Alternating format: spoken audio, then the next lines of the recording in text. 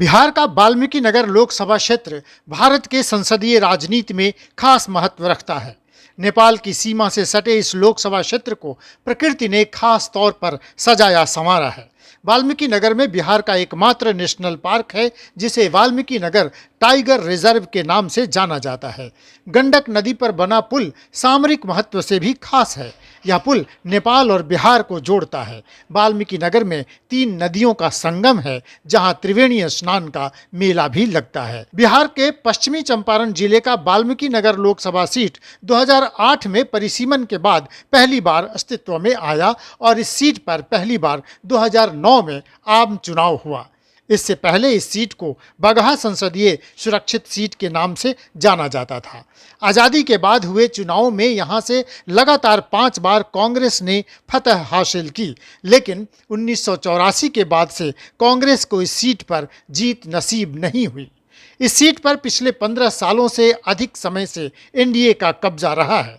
2008 के परिसीमन के बाद जब यह सीट सामान्य सीट हुआ, तब से इस सीट पर अब तक 2 बार जेडीयू और 1 बार भाजपा का कब्जा रहा है। 2009 में पहली बार इस सीट से जदयू नेता वैद्यनाथ महतो सांसद चुने गए, लेकिन 2014 में बीजेपी जदयू से अलग हो गई और बीजेपी के सतीश चंद्र दुबे वाल्मीकि नगर से सांसद चुने गए। 2019 में जब भाजपा और जदयू फिर इस लोकसभा क्षेत्र से एक साथ चुनाव लड़े, तो यह सीट जेडीयू के हिस्से में आई और यहां से जदयू के उम्मीदवार वैद्यनाथ महतो ने फिर यह सीट जीत ली। वैद्यनाथ महतो के निधन के बाद 2020 में वाल्मीकि नगर में उपचुनाव हुआ। इसमें एनडीए की ओर से जेडीयू ने सुनील कुमार कुशवाहा को टिकट दिया और सुनील कुमार कुशवाहा चुनाव जीतकर संसद पहुंचे।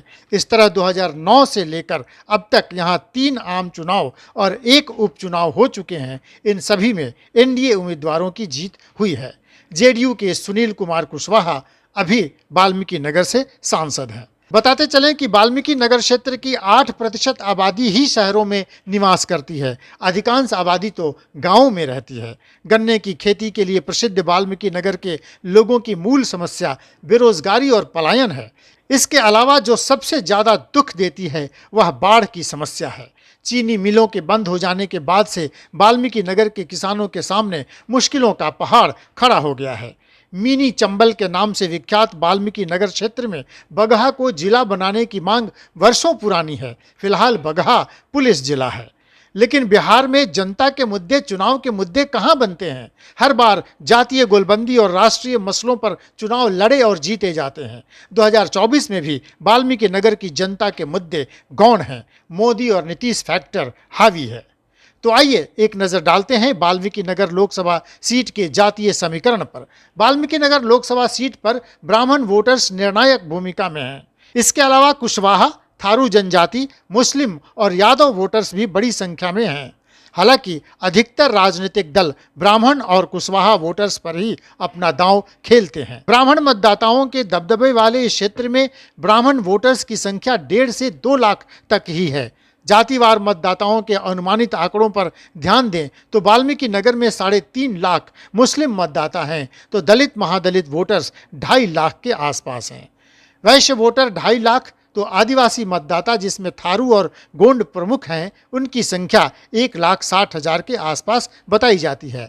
वाल्मीकि नगर में यादव 1.5 लाख, कोयरी 1 लाख से कुछ अधिक, तो कुर्मी मतदाता 50,000 के आसपास हैं। वाल्मीकि नगर में राजपूत 50,000, भूमिहार 30 से 35,000, कायस्थ 15,000 ही हैं। वाल्मीकि नगर में मल्लाहों की संख्या लगभग 1 लाख है, तो गैर मल्लाह अति पिछड़ा वोटर भी लगभग 1 लाख हैं। वोटों के जातिगत समीकरण की बात करें तो इस सीट पर MY समीकरण अगर चल गया तो ये वोट निर्णायक साबित हो सकते हैं, लेकिन सवर्ण के साथ वैश्य और दलित वोटर अगर एक साथ आ गए तो फिर मामला कांटे का होगा और साथ में अगर मल्लाह भी एनडीए के पक्ष में खड़ा हो गए, फिर महागठबंधन के लिए इस सीट पर मुश्किल खड़ी हो सकती है। वाल्मीकि नगर लोकसभा क्षेत्र में 6 विधानसभा सीटें हैं। इनमें पश्चिमी चंपारण जिले के रामनगर, नरकटियागंज, बगहा, वाल्मीकि नगर, सिकटा और लौरिया शामिल हैं। इनमें से 4 पर बीजेपी का कब्जा है, वहीं बाकी 2 पर जेडीयू और भाकपा माले के विधायक काबिज हैं। बहरहाल 2024 के दंगल की तैयारी वाल्मीकि नगर में भी शुरू हो गई है। इस बार समीकरण बदले हुए हैं। मुख्यमंत्री नीतीश कुमार की पार्टी आगामी चुनाव में महागठबंधन के साथ है। इस सीट पर महागठबंधन की ओर से जेडीयू का ही उम्मीदवार रहेगा, इसकी संभावना ज्यादा है। चूंकि मौजूदा सांसद सुनील कुमार कुशवाहा जदयू में हैं, जाहिर है उनकी दावेदारी सबसे ज़्यादा है। हालांकि कांग्रेस भी यहां मजबूत स्थिति में रही है। ऐसे में जेडीयू और कांग्रेस के बीच इस सीट पर लड़ने को लेकर माथापच्ची हो सकती है। लेकिन सियासी गलियारे में चर्चा है कि कांग्रेस ने बिहार के जिन 8 सीटों की मांग की है उसमें वाल्मीकि नगर का नाम नहीं है और राजद की ओर से इस सीट पर दावा नहीं किया गया है। ऐसे में इस सीट पर सुनील कुशवाहा की दावेदारी सबसे ज्यादा है। उधर एनडीए की ओर से बीजेपी ने यहां से चुनाव लड़ने की तैयारी शुरू कर दी है। बीजेपी के टिकट पर 2014 में सतीश चंद्र दूबे यहां से चुनाव जीतकर संसद पहुंचे थे। ऐसे में कयास लगाए जा रहे हैं कि सतीश चंद्र दूबे, जो फिलहाल राज्यसभा में हैं, वाल्मीकि नगर से लोकसभा का चुनाव लड़ सकते हैं। इसके साथ ही एनडीए में 2 और दावेदार लोजपा और रालोजद की दावेदारी पर बात जरूरी है। चूंकि वाल्मीकि नगर में ब्राह्मण, वैश्य और कुशवाहा वोटर मिल जाएं तो बड़ा कमाल कर सकते हैं। ऐसे में एक चर्चा छिड़ी थी कि उपेंद्र कुशवाहा की पार्टी रालोजद वाल्मीकि नगर से चुनाव लड़ने की कोशिश करेगी। लेकिन यह भी तय है कि सीट शेयरिंग में उपेंद्र कुशवाहा की पार्टी को बिहार में 3 सीटें ही मिल सकती हैं और कुशवाहा की टीम ने पहले ही काराकाट, मोतिहारी, सीतामढ़ी, उजियारपुर और सुपौल पर दावा ठोका है। ऐसे में वाल्मीकि नगर से उपेंद्र कुशवाहा की पार्टी का दावा कमजोर है। उधर चर्चा है कि एनडीए की ओर से चिराग पासवान खुद अपनी पार्टी के प्रदेश अध्यक्ष राजू तिवारी के लिए फील्डिंग कर रहे हैं। राजू तिवारी ब्राह्मण जाति से हैं, गोविंदगंज से विधायक रह चुके हैं और क्षेत्र में इनकी अच्छी पहचान है। इसके अलावा एक और पार्टी की चर्चा वाल्मीकि नगर लोकसभा सीट पर करनी बेहद जरूरी है। वह है विकासशील इंसान पार्टी। वीआईपी के सुप्रीमो मुकेश सहनी ने बीते हाल के उपचुनावों में अपनी ताकत दिखाई है। अभी पूरे बिहार में संकल्प यात्रा निकाल 2024 से पहले खुद को मजबूत करने में लगे हुए हैं। आगामी लोकसभा चुनाव में सन ऑफ मल्लाह इस सीट पर बड़ी भूमिका निभा सकते हैं।